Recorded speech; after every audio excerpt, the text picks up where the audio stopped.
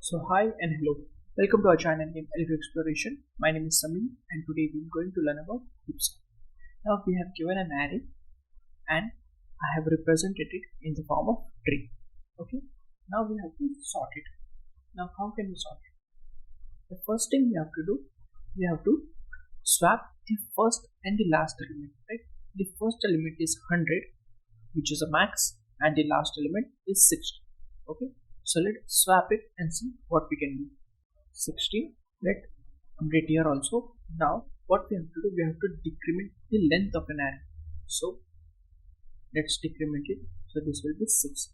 Now what we have to do, we have to apply the max simplify algorithm only in the first 6 elements. Okay, because the length is now 6. Now let's apply the max simplify algorithm at the root first. We can see that among these 3 elements, 30 is maximum, right? So we have to swap 16 with 30. For the timing, let's assume that we don't have this edge. Okay, so I'll be marking with this zigzag lines. Right? Now this tree is actually a maxi, right? Satisfy the maxi property. Now we have to again swap the first and the last element.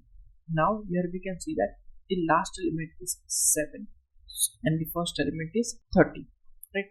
So let me update here also. This will be 30 and this will be 60. Now we have to swap it 30 with 7. So let's swap it here also. Let's update it. This will be 30 and this will be 7. Now we have to decrement the size. This will be now 5. Now I'll be putting a zigzag line. Okay. Now we have to apply the max simplify only at the first 5 elements, right? So let's apply the max simplify algorithm at the root. Now among these 3 elements, root, left child and right child, we can see that the left child is maximum. So we have to swap 7 with 20. So let's swap it. 20 will come here and 7 will come. Okay, let's update here also. 20 will come here, 7 will come here. Now after applying max simplify at the root, we can see that this subtree doesn't satisfy the max simplify property. Okay, so again here also we have to apply the max simplify algorithm.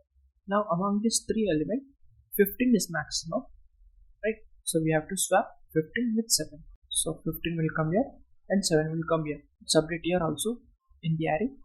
15 will come here and 7 will come here, right? Now among these 5 elements, first 5 elements, we can see that all are satisfying the max simplify property, right? Now we have to swap the first and the last element. Now the last element is actually 7, right? Now we have to swap with first element, that is 20. So let's swap it 7 and 20. And this edge will be zigzag now, because zigzag means actually we are not assuming that element. Okay. Now let's swap it here also. 20 will come here and 7 will come here, right? After swapping, we have to apply the max simplify property at the root, but before that we have to decrement the size also. So this will be now 4. So only at the first 4 element we have to apply the max simplify property. So let's apply the max simplify property at the root. Now among this 7, 15 and 16, 16 is maximum, right? So we have to swap 16 with 7. So 16 will come here and 7 will come here. Let's update here also in the array. This will be 7 and this will be 16, right? Now what we have to do, we can see that the whole tree satisfies the max simplify property, right? Now again what we have to do, we have to swap the first with last element. Now the last element is actually 10. We have to swap it with 16. So let's swap it. So 10 will come here and 16 will come here, right? And I'll marking this line as zigzag because we are not assuming it, right? So let me swap here also 16 and this will be 10, right? Now we have to apply the max simplify at the root. Now but before that we have to decrement the length, right? Now we have to apply the max simplify property only at the first 3 nodes, right?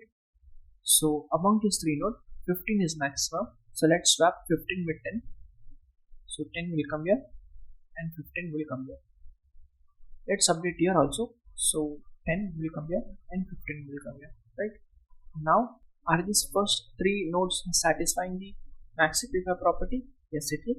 So we will just go to the next step, that is we will swap the first element with the last element. Now the last element actually is 7, pointing at 7. So we have to swap 15 with 7. So let's swap it. So 7 will come here and 15 will come here, and I'll be making this edge as a zigzag. Okay, let me write here also. So 15, this will be 7 and this will be 15. Now I'll be decrementing the length. This will be now 2, right? Now what we have to do, we have to apply the max simplify property at the root, right? Because assuming that we have only 2 nodes, right? So after applying max simplify, we got to know that we have to swap 7 with 10 because 10 is maximum. So let's swap 7 with 10. Or also let me update it. So this will be 7, this will be 10, right? So we can see that these 2 nodes satisfy the max simplify property. Now after that we have to swap first element with last element. Now the last element here is 7, right? So we have to swap first with last. So 7 will come here and 10 will come here.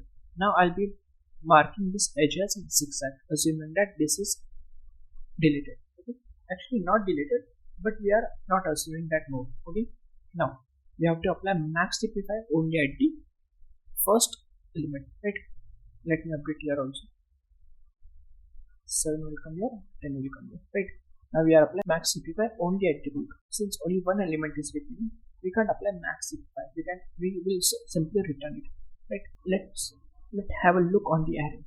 All the elements are being sorted. So in this way, heap sort works. Okay. So let's see the pseudo code. Here I have named the function as heap sort, passing an array A and length n. Okay. Now first we will build a maxi by calling a build maxi function. After building a maxi, we will come from the last, that is I should be n minus 1 and it will go down till 1. Okay, not 0, 1. Now after that, inside the for loop, we will swap the first element with the last element, right? And then we will decrement the size. Now after that, we will apply the max simplify algorithm at the root. Okay, and this will go for n times. Now we can see that we already know that this function takes log n time, right? And how many times we are doing this? For n number of times, because my n minus 1 till 1, so n times. So the time complexity for heap sort will be order of n log n. Okay, so can we say that heap sort is stable? No, actually it's not.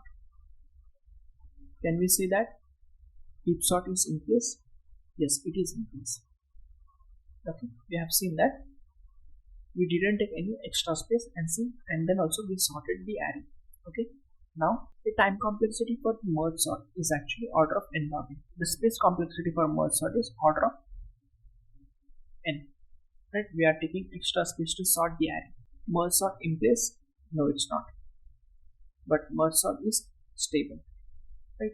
Now let's come at the quick sort. The time complexity will be order of n log n,